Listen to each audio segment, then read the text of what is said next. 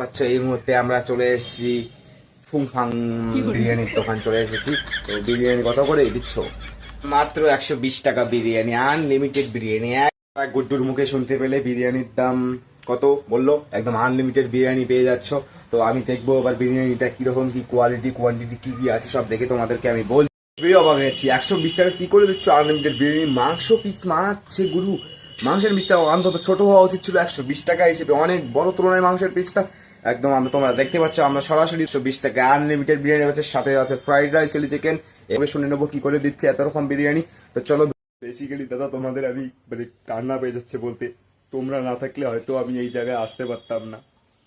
তোমরাই আমার দোকানটিকে ভাইরাল করে দিয়েছো এবং আমি আজকে 120 টাকায় আনলিমিটেড বিরিয়ানি দিতে পারছি, সাথে চিলি চিকেন ফ্রাইড রাইস সঙ্গে। টু ভাইয়ের মুখ থেকে শুনে নিলাম ওর কিভাবে কি এত পরিশ্রম, কিভাবে ও সফলতা পেয়েছে।